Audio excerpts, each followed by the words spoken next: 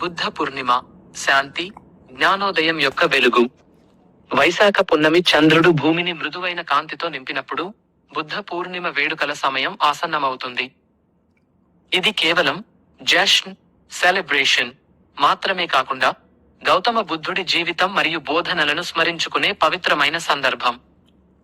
రాకుమారుడిగా జీవితం ప్రారంభించి ఆ తర్వాత జ్ఞానోదయం పొందిన బుద్ధుడు అందరికీ శాంతిని అందించే మార్గాన్ని చూపించాడు.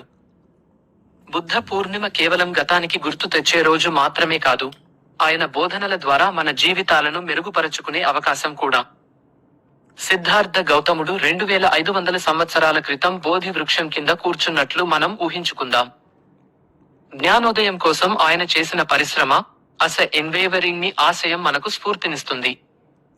బుద్ధుడు చూపించిన మార్గంలో నడిస్తే మనమందరం అంతర్గత శాంతిని, జ్ఞానాన్ని పొందవచ్చని ఆయన జీవితం మనకు తెలియజేస్తుంది.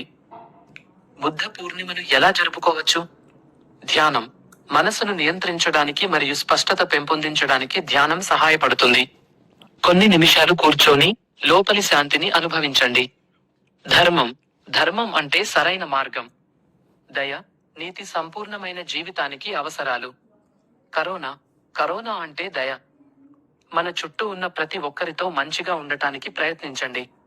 బుద్ధ పూర్ణిమ అనేది ప్రపంచాన్ని మంచి ప్రదేశంగా మార్చడానికి ఒక వేదిక. బుద్ధుడి జీవితం నుండి నేర్చుకున్న పాఠాలు మన జీవితాలను మెరుగుపరచుకోవడానికి మరియు ప్రపంచాన్ని మరింత శాంతియుతంగా మార్చడానికి మనల్ని ప్రేరేపిస్తాయి. ఈ బుద్ధ పూర్ణిమ మీ అంతర్గత శాంతిని కనుగొనే ప్రయాణాన్ని ప్రారంభించడానికి మరియు ప్రపంచాన్ని మరింత మెరుగైన ప్రదేశంగా మార్చడానికి మిమ్మల్ని ప్రేరేపించుగాక.